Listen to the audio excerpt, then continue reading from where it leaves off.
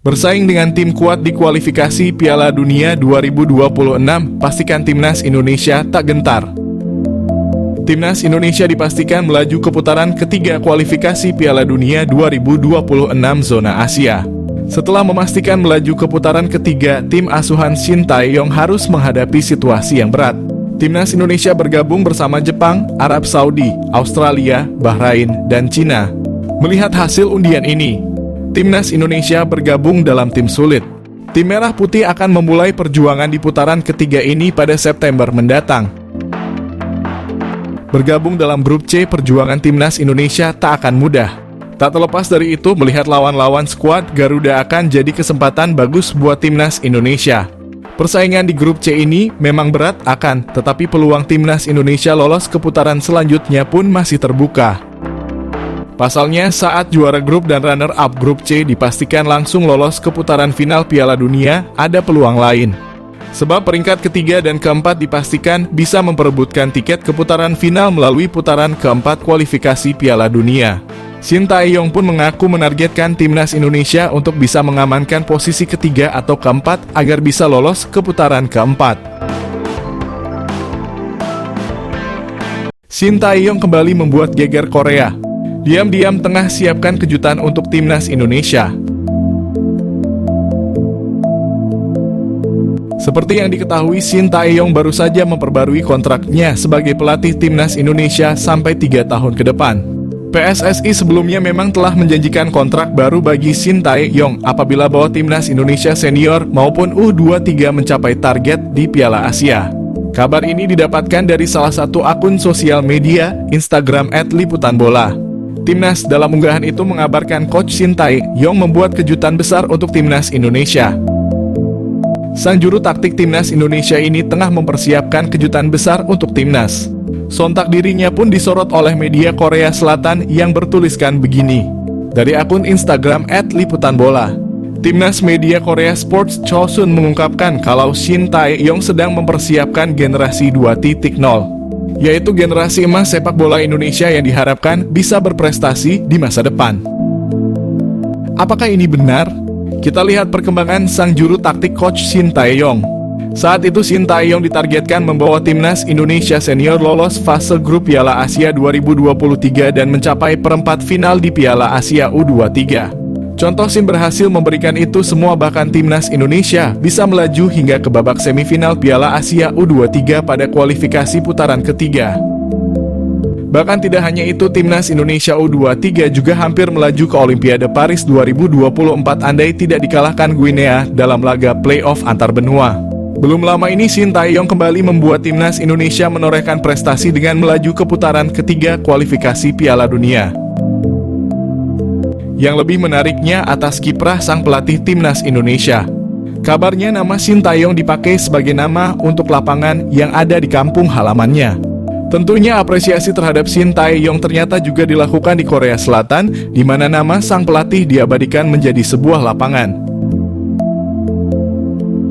Bahkan nama Coach Shin Tae-yong dijadikan lapangan sepak bola bernama Shin Tae-yong Football Park di Yeongdeok yang merupakan kampung halaman sang pelatih. Pada saat peresmian lapangan tersebut, media asal Korea Selatan yakni Sport Chosun merilis artikel yang menyebut jika Shin Tae-yong tengah menyiapkan suatu hal untuk Timnas Indonesia. Namun dalam perjalanannya, Shin Tae-yong berujar kalau bebannya menangani Timnas Indonesia saat ini jauh lebih berat dibandingkan sebelumnya. Apakah benar begitu? Kita lihat ke depannya. Tidak bisa menutup mata kondisi saat ini Timnas Indonesia mengalami kemajuan pesat. Dulu setiap Timnas Indonesia tampil selalu kalah. Timnas Indonesia menjadi ejekan timnas lain. Sejak PSSI dipimpin Erick Thohir, pelatih Timnas Indonesia dipimpin Shin Tae-yong, Timnas Indonesia mengalami kemajuan. Timnas Indonesia berhasil berada pada juara 4 Piala Asia. Uniknya, Indonesia kalaupun kalah bertanding jumlah kebobolan tidak terlalu besar. Di bawah asuhan Shin Tae-yong, Timnas Indonesia dapat mengalahkan Vietnam, Australia maupun timnas hebat lainnya. Kemajuan sepak bola Indonesia mengejutkan dunia. Banyak pengamat sepak bola ingin mendengar langsung tips sukses sepak bola Indonesia. Ketua PSSI Erick Thohir didaulat menjadi pembicara pada pertemuan anggota FIFA. Erick Thohir dengan tegas, "Kami Indonesia adalah raksasa sedang tidur." Sepak bola Indonesia adalah olahraga nomor 1 di Indonesia. Keberhasilan sepak bola Indonesia karena pemerintah dan PSSI bersinergi membuat program naturalisasi pemain keturunan Indonesia. Erick Thohir juga ada pemikiran out of the box. Sepak bola tidak bisa mengandalkan tim, sepak bola mengandalkan mental pemain.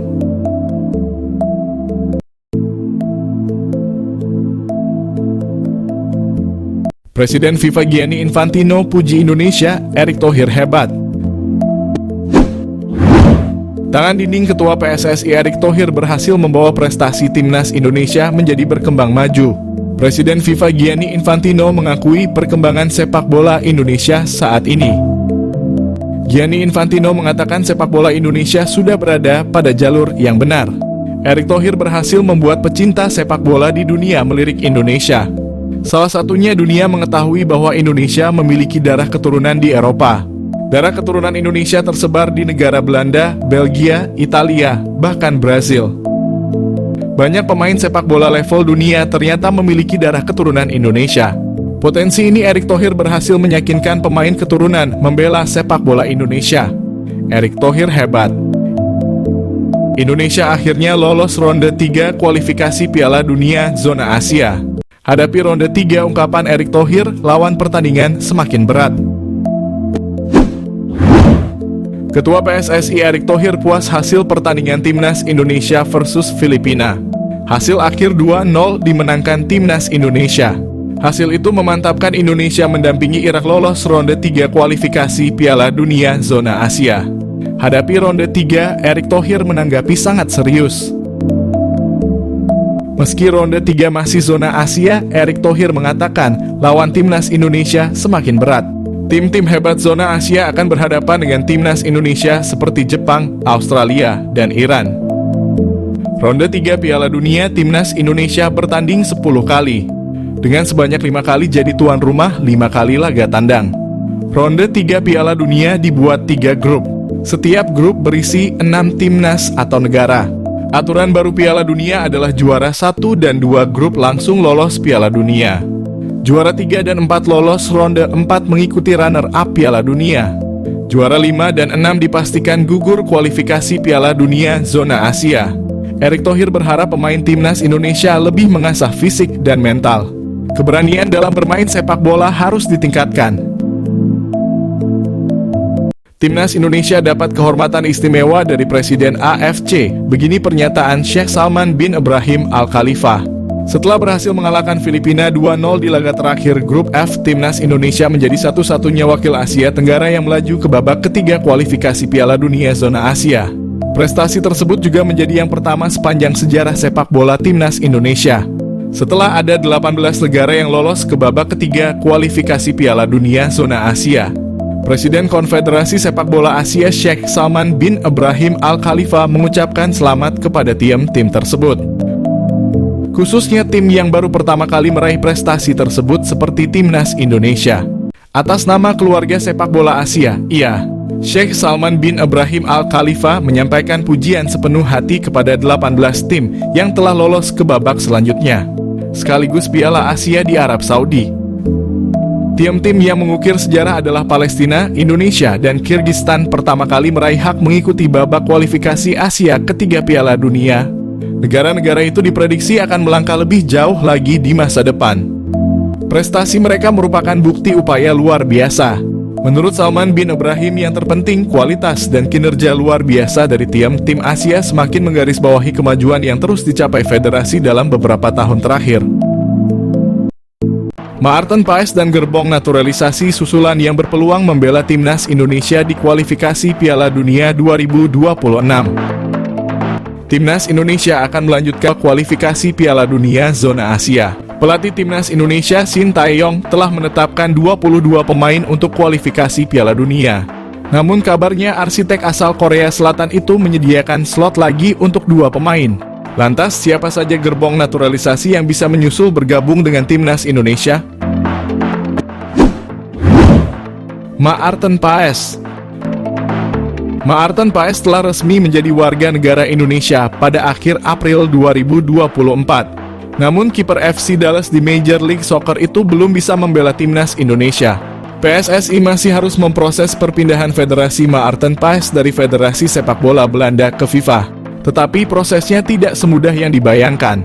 Konon, PSSI sedang membawa kasus Maarten Paes ke Pengadilan Arbitrasi Olahraga alias CAS. Sebab penjaga gawang berusia 26 tahun itu pernah membela timnas Belanda level usia.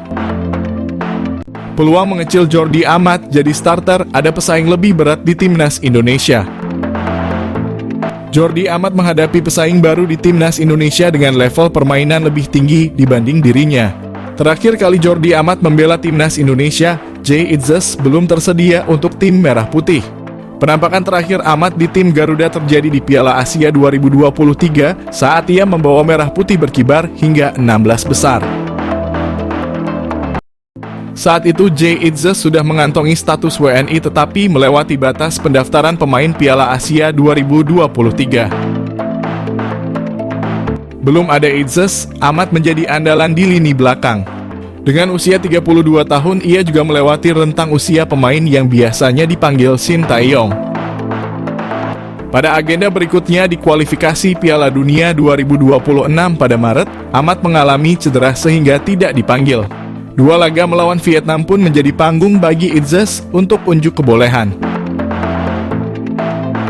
Itzes menyumbang 2 celaan set dan 1 gol dalam 2 laga berakhir atas Vietnam.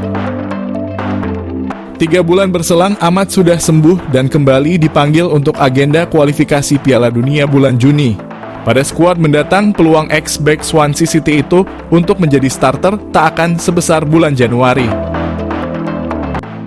Itzes membawa performa level tinggi dari seri B yang sulit disamai back lain di skuad Garuda. Back berusia 23 tahun itu juga sedang bersaing di jalur promosi Liga Italia, sehingga berpotensi tampil di seri A musim depan.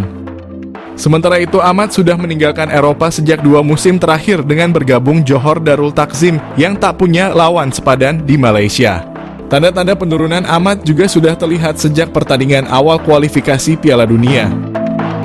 Pada laga pertama melawan Irak, ia mencetak gol bunuh diri ke gawang Nado Argawinata. Pada laga kedua melawan Filipina, ia kehilangan bola yang menjadi penyebab gol Patrick Reichelt ke gawang Hernando Ari. Jika Shin Tae-yong mengutamakan usia, maka starter Indonesia di sektor back tengah adalah Itzes, Rizky Ridho, dan Justin Hubner.